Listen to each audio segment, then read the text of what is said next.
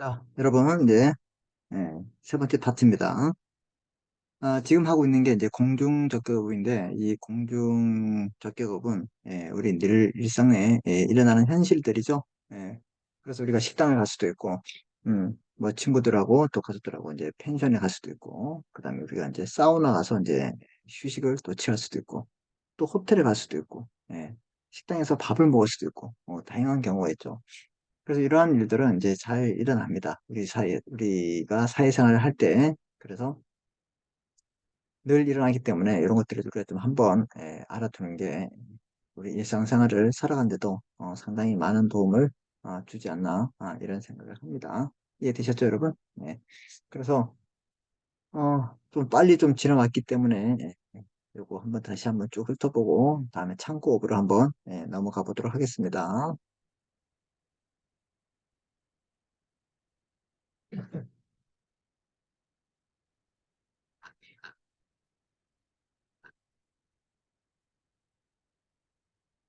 뭐 사례는 아까 봤죠?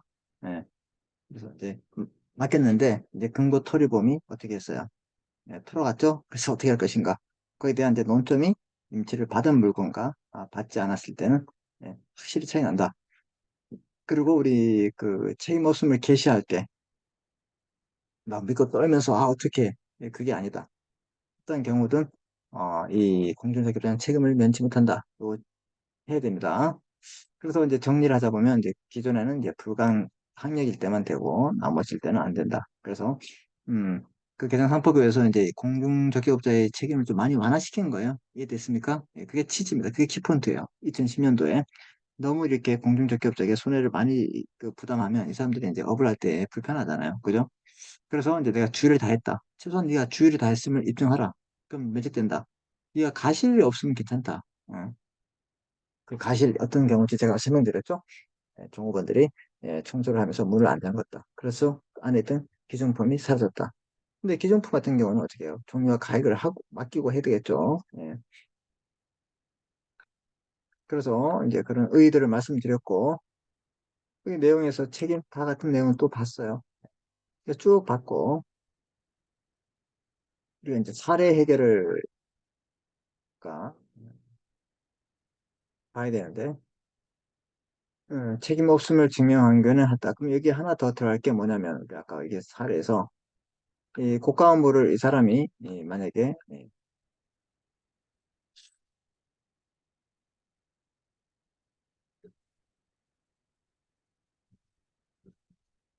국가물에 대하여, 그 종류와 가액을 명시하지 않았을 경우, 어, 지배인에게, 예,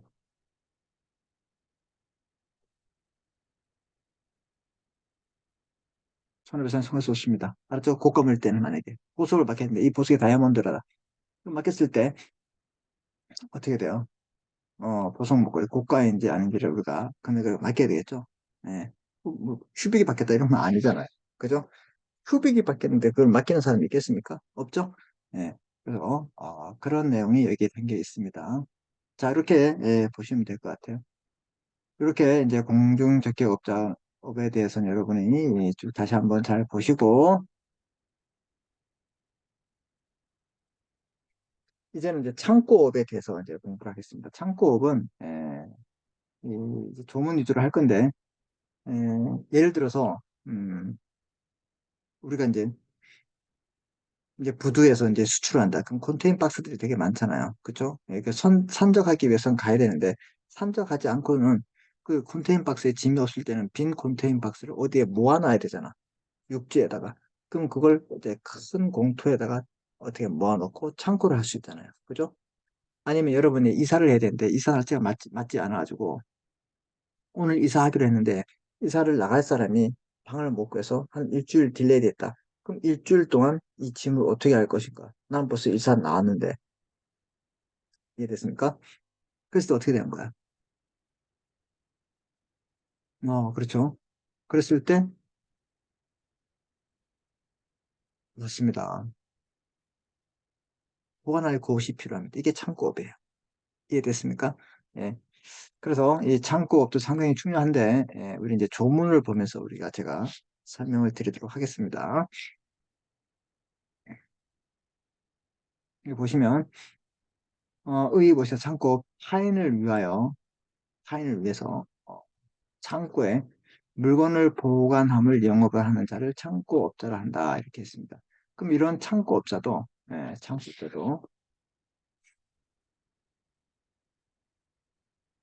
창고업자도 당연히 자기 명의로 기본적 상행을 하고 있고 영업성을 갖고 하기 때문에 이 사람도 뭐냐, 또 경영상인이 된다. 이해됐습니까? 창고업자도 경영상인이 된다. 그래서 타인을 위해서 창고에 물건을 보관함을 영업을 하는 자를 말하고 있습니다. 창고 증권을 발행합니다. 그럼 창고업자 임치인의 청구에 의해서 뭘 하냐? 창고 증권을 교부해야 된다. 볼까요? 창고업자가 있잖아. 그지? 예. 그 다음 누가 있어? 물건 맡기는 사람이 있을 거 아니야. 그죠? 예. 그래서, 어,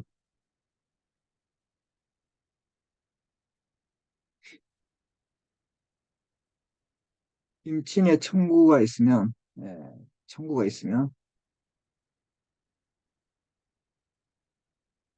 창고업자가 뭐, 창고 증권 교부,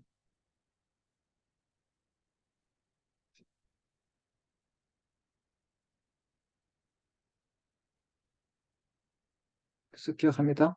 예.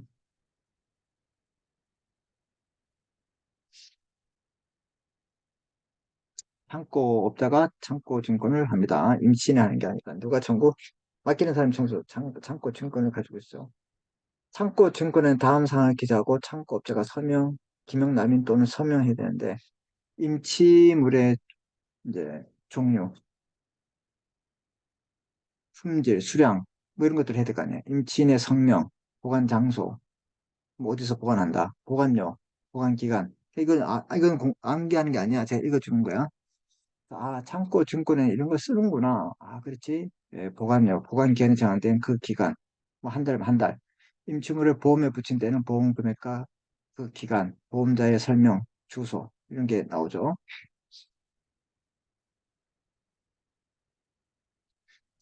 자, 물건을 어,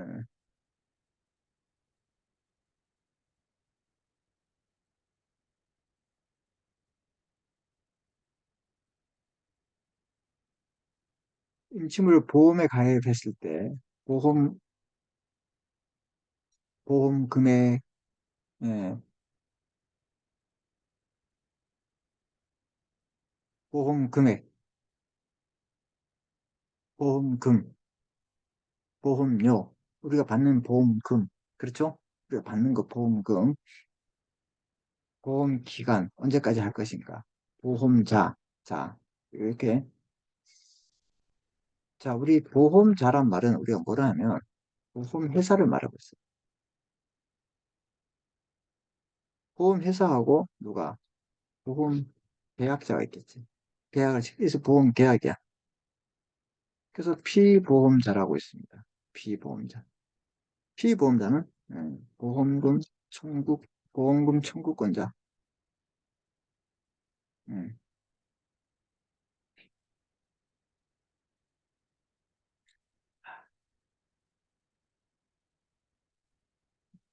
손해보험 같은 경우에는 우리가 뭐 화재보험, 뭐 해상보험, 자동차 보험, 뭐 그다음에 보증보험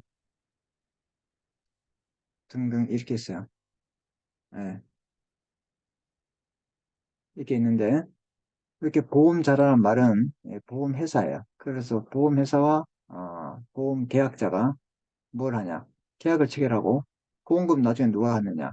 어, A가 체결하고 A가 갖는다.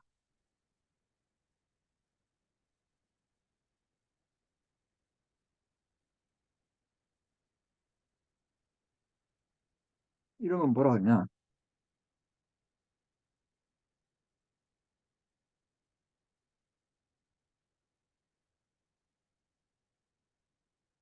자기를 위한 보험 계약. 그 보험자가 있고, 저 보험회사. 보험 계약은 누가 하냐? A가 합니다.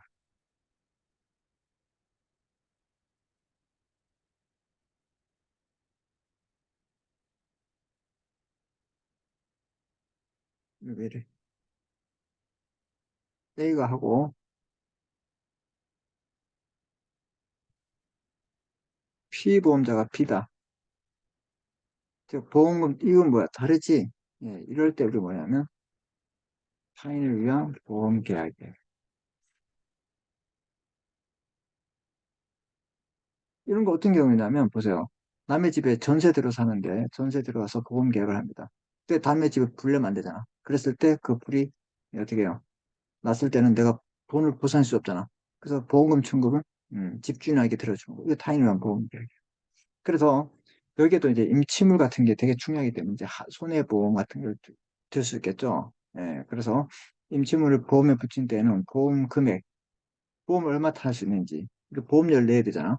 보험 기간 몇 년을 할수 근데 보통 이런 거 수출품 같은 건 되게 위험하잖아. 그다음 창고가 그 이사할 때 이사 비용, 이사 물품 되게 뭐야 비싸니까 보험 금액 얼마 받을 수 있고 기간은 뭐 일주일, 한 달, 보험 보험회사의 보험자의 성명, 보험자는 보험회사의 어떤 상호 또는 영업소, 주소 이런 것들을 적습니다. 그래서 그 창고 증권에는 이런 내용들, 임치물의 종류, 수량, 뭐 임치인의 성명, 보관 장소, 보관료, 기간, 임치물 보험에 붙였을 때는 이렇게 한다.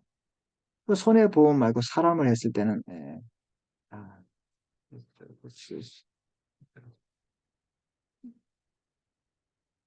음, 인보험이라서 사람이 관한 거, 물건이 손해보험이죠. 인보험에는 뭐가 있냐면 생명, 상해, 질병 이렇게 돼 있어요. 그럼 여기도 이제 보험자가 우리 뭐 다 있죠. 예, 보험자가 있고 계약자도 있고 이런데 여기에서 피보험자는 뭐냐면 보험의 객체를 말하고 있어. 누굴 대상? 그럼 여기는 보험금, 보험 수입자가 있습니다. 이 사람이 바로 뭐냐면 보험금 청구권자가 됩니다. 달라. 그래서 여기에서 피보험자와 손해보험에서 피보험자와 여기서 피보험자 다르구나. 뭐 이런 걸 여러분 좀 알아두세요. 이런 것도 이제 기본적으로 알아야지. 나중에 뭐 사회생활 하거나 여러분이 보험에 가입할 때도 필요합니다. 그럼 여기에도 어, 뭐 자기를 위해서 보험을 가입하고 타인을 위해서 보험할 수 있겠냐? 있다 이 말이에요. 알았죠? 예. 이건 이제 여러분이 이제 상식선에서 제가 말씀드렸고 창고증권의 작성자와 작성원인을 작성합니다. 자, 129조 내지 133조의 규정은 창고 증언에 중요하다. 화물상한증에 중요하다 이 말입니다. 그래서 우리 저번 시간에 이게 조문을 안 봤기 때문에 129조에서 133조.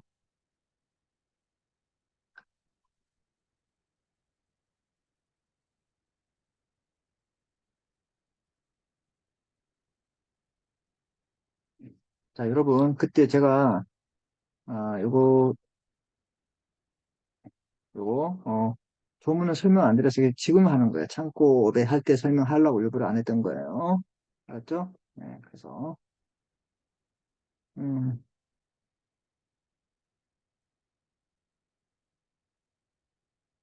여기 129조부터 133조까지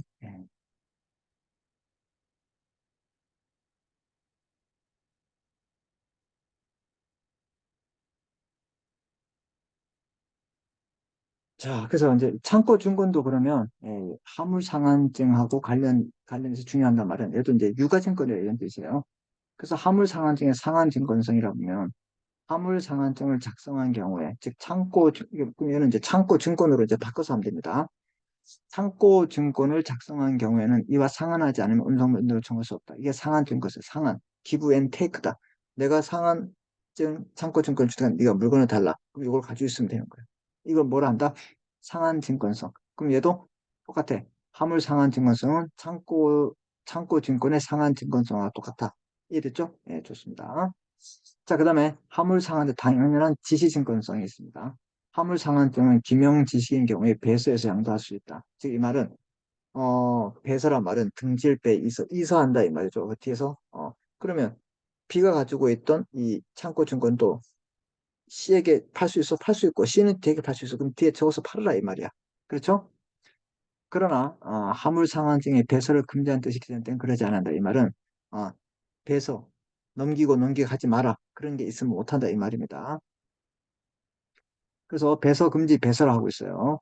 화물 상환증의 배서는 배서 효력 중에 담보 효력이 없습니다. 그래서 상환 청구가 불가하다. 이건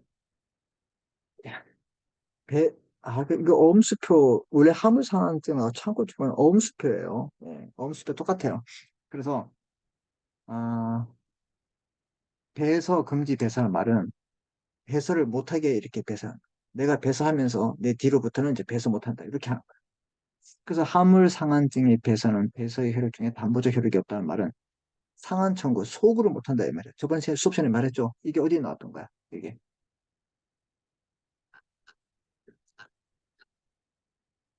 공부 잘하고 있어요, 여러분? 이게 우리 어디에 나왔던 거지? 여기 나왔, 역시. 우리 했던 배서의 효력이 담보적 효력은 없다. 그걸 제가 설명드렸어요. 담보적 효력. 그래서 제가 소구하지 못한다. 상한 청구 못한다. 이런 뜻이에요. 요거 얘기를 거기에 한 거예요.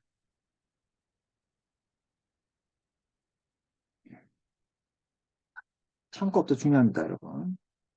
그래서 상한증권성. 그럼 얘기를 한번 해볼까요?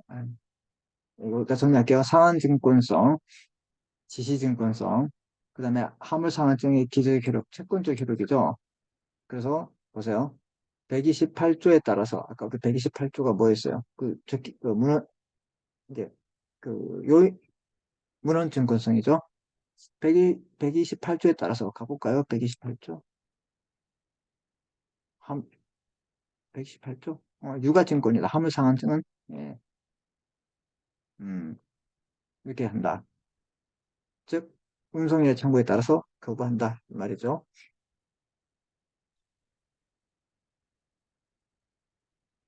이건 이제 문헌증권성 이걸 말하고 있네. 128조 이제 발행하죠. 발행된 경우에 운송인과 소매사 사이에는 적힌 대로 운송계약을 체결하고 운송을 수료한 것으로 추정한다. 이걸 뭐라 한다? 문헌증권성이다. 꼭 기록합니다. 적힌 대로. 이게 이제 채권적 효력이에요. 131조가. 자, 그 다음에 화물상환증은 선의로 취득한 소진에 대해서 운송인은 화물상환증에 적힌 대로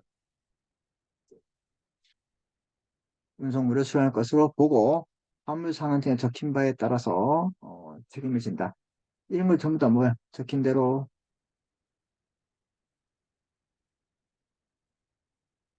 적힌 대로 물은 것. 예. 알았죠? 예.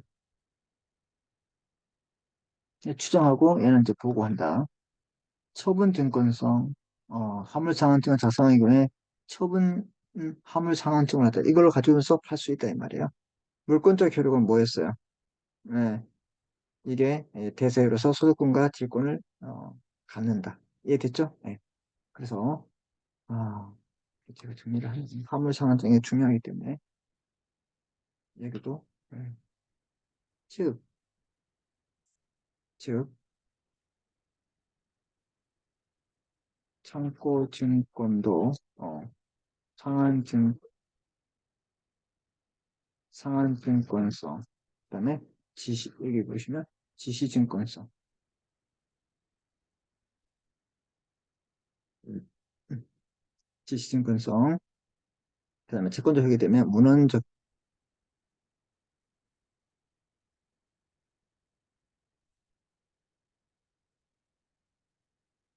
문헌증권성 그다음에 처분증권성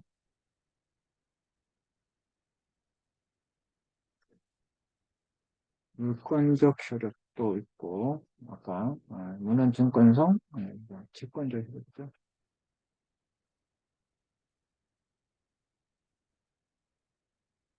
요인 직공수도 있습니다.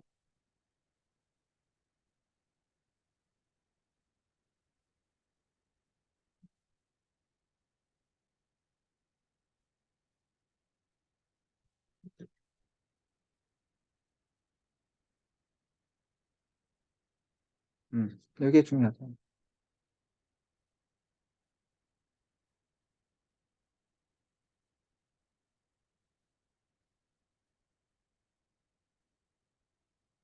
이랬죠? 네. 그래서 지금 129조, 129조에서 133조까지 쭉 봤다 이 말입니다. 네, 요거.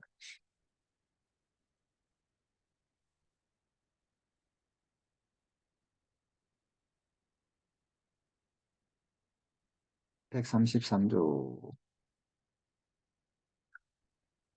129조에서 봤어요. 이렇게. 자, 그 다음에 이제 분할 부분에 대한 창고 증권의 청구가 있어요. 창고 증권 소진이 있겠죠? 가지고 있는 사람, 그죠? 예. 그래서 이제 창고 증권 소지인은 창고업자에 대해서 이제 물건 맡겼잖아, 그죠? 맡고 있는 사람에 대해서 그 증권을 반환하고 이 창고 증권을 가지고 있는 사람이 그럼 아까 보세요. 이렇게 이제 임치한 사람이 이제 누구한테 증권 소진이 창고 증권 소진이 있을 수 있잖아요. 이 사람이 이 사람에게 이제 물건을 달라 했을 때 이 사람이 줘야 된다 이 말이야. 이해됐습니까? 어떤 상황인지? 예, 똑같아요. 우리 그 화물상환증하고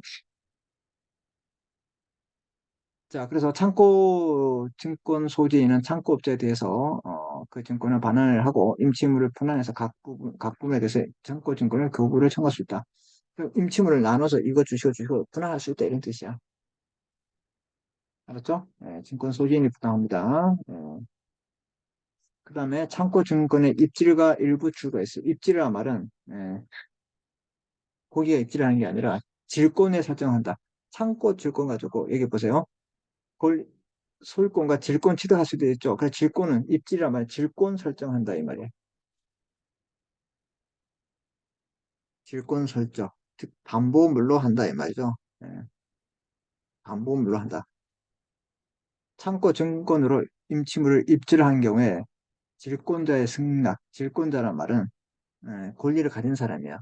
전당포에 여러분이 노트북을 맡겼잖아. 그럼 어떻게 된가?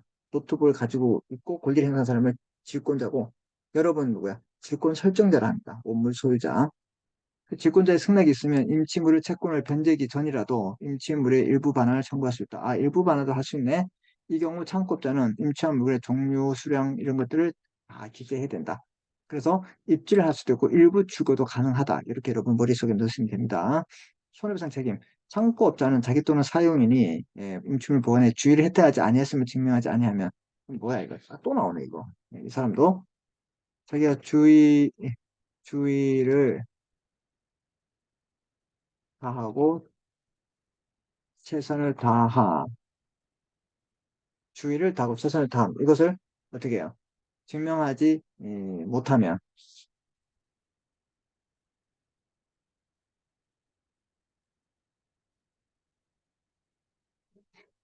침물의 멸실 또는 훼손에 대해서 손해배상 책임을 면치 못한다. 이 말 똑같습니다. 우리 공준적격자 봤죠?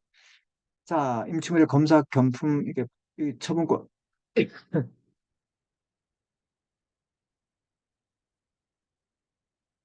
음, 어, 죄송합니다. 너무 건조하네요. 자, 그래서 임치인 또는 창고 소지인은 증권 소지인은 영업시간 내 언제든지 창고업체에 대해서 임침물의 검사 검품 요구하거나 보존에 필요한 조건을 할 수 있다. 누구? 임치인과 또는 창고 소지인 다 할 수 있는 거예요. 보관료 청구권. 창고업자는 반드시 기여합니다. 이거 출고한 때가 아니면 계속 가지고 있어야 돼. 물건을 빼가는 때가 아니면 보관료 기타 비용 체당금을 처분하지 못한다. 체당금은 대신 갚아준 거예요. 그러나 보관기한 경과 후에는 출고 전이다 할 수 있다. 이게 기본이죠. 일부 출고가 있는 경우에는 그 비율에 따라서 합니다. 일부 출고는 비율에 따라서. 임치기간. 당사자가 임치기간을 정하지 아니한 때는 그냥 맡겼어. 일단 임치물을 받은 날부터 하죠. 6개월 경과 언제든지 반환할 수 있다. 6개월. 전항의 경우 임치를 반환하면 2주 전에 예고해야 됩니다. 2주 전에 예고한다. 6개월, 2주 기억합니다. 부득이한 사유가 있을 때는 언제든지다. 부언, 부언. 부득이한 사유가 있을 때는 언제든지 임치약을 반환할 수 있다. 이해됐습니까?